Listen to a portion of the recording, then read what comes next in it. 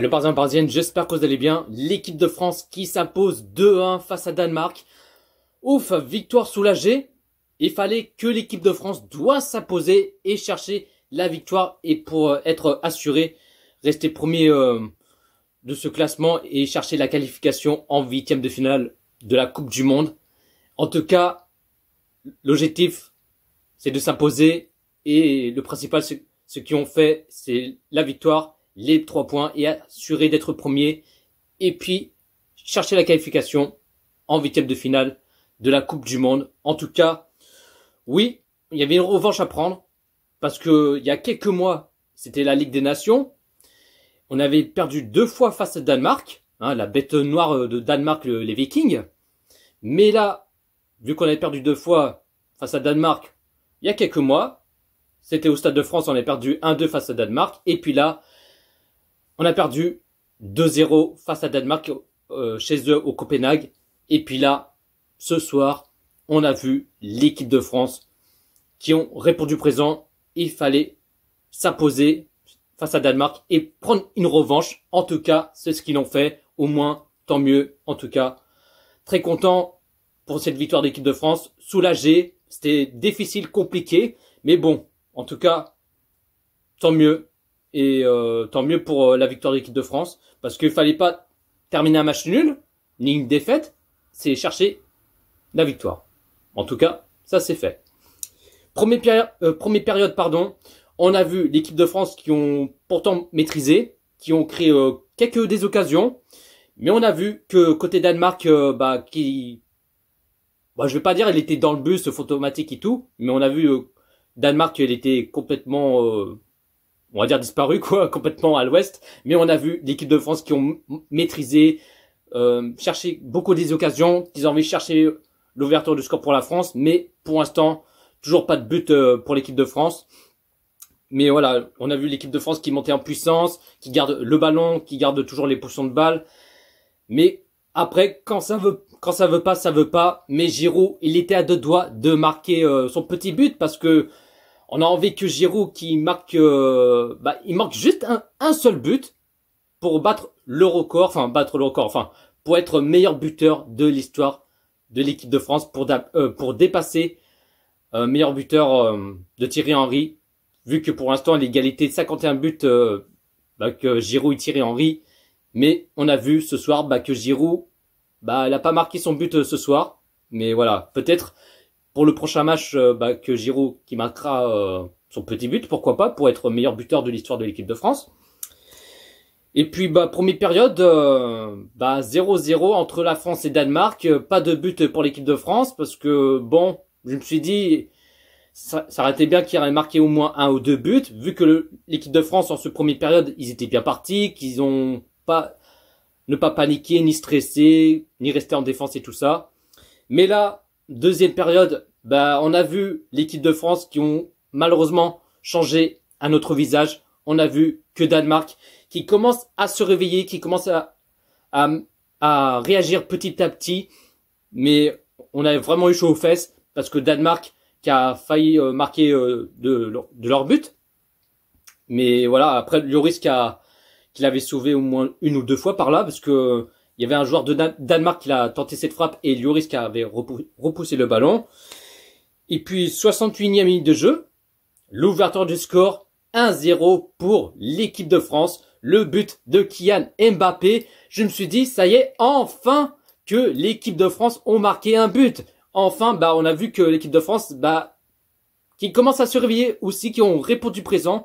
Parce qu'on a vu, en début, deuxième période, on a vu l'équipe de France qui étaient un petit coup de mou, un peu endormi, c'est un peu ronronné, mais là, enfin, que l'équipe de France qu'on réussi à marquer un but, 1-0 pour l'équipe de France, le but de Kylian Mbappé et Théo Hernandez qui a fait la passe décisive à Mbappé, et Mbappé qui tire et qui marque, et ça fait 1-0 pour l'équipe de France.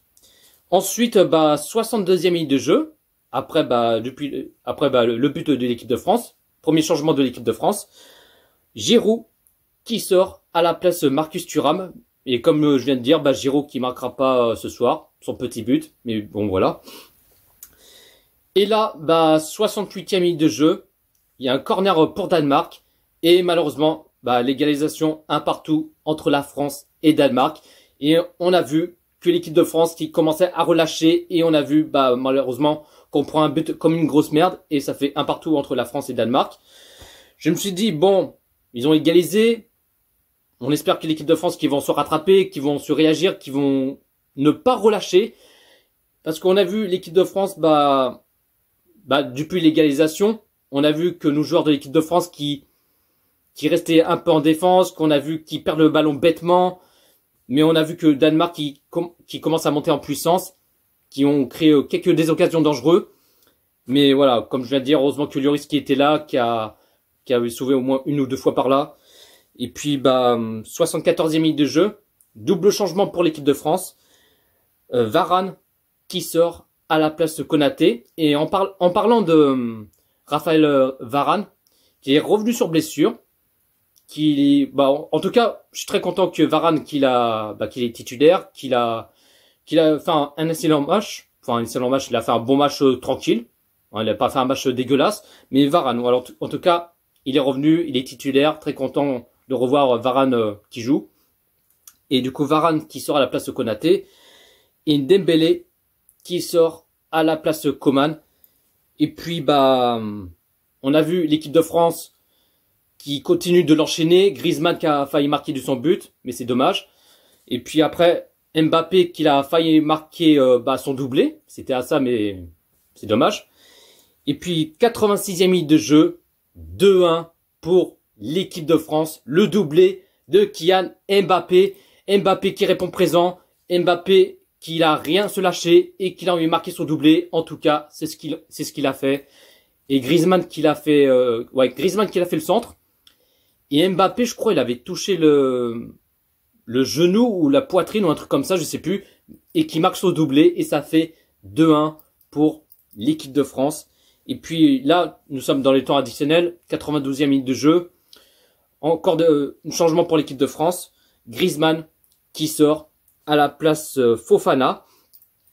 Et puis, on a vu l'équipe de France qui ont gardé le ballon, ni stressé, ni paniqué, qui essaie de tenir de ce score. Et puis là, score final, l'équipe de France qui s'impose 2-1 face à Danemark.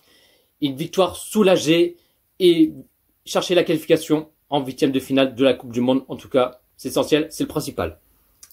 La compo de Didier Deschamps qu'il a mis en 4-2-3-1. En gardien, Lloris. Défenseur gauche, Théo Hernandez. Défenseur droit, Condé. Défenseur central, Upamecano, Varane. Deux milieux sentinelles, Rabiot, Tchouaméni. Milieu gauche, Mbappé. Milieu droit, Dembélé. Milieu meneur, Griezmann. Et attaquant pointe, Olivier Giroud. L'équipe de France qui a fait 49% des possessions de balles. Côté Danemark qui a fait 51% des possessions de balles. L'équipe de France qui a fait 21 tirs et 6 tirs cadrés. Et côté Danemark qui a fait 10 tirs et 2 tirs cadrés. Donc voilà la team, pas plus à dire. En tout cas, je suis content que l'équipe de France s'impose. Comme je répète encore une fois, oui, l'équipe de France qui ont réussi à s'imposer. Victoire soulagée. Et voilà, la qualification pour le huitième de finale de la Coupe du Monde.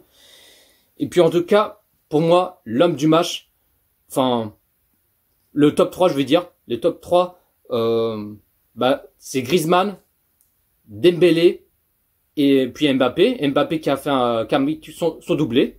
Et puis, en tout cas, tant mieux qu'il a mis son doublé. Et puis, comme flop, je sais pas, je vais mettre qui en flop. Peut-être personne. Voilà, en flop, je vois personne, ouais. Voilà. Personne en flop, voilà. En tout cas, dites-vous dans les commentaires ce que vous en pensez de ce match France-Danemark. Likez, commentez, partagez et on est carré. Sur ce, prenez soin de vous la team. Allez les bleus.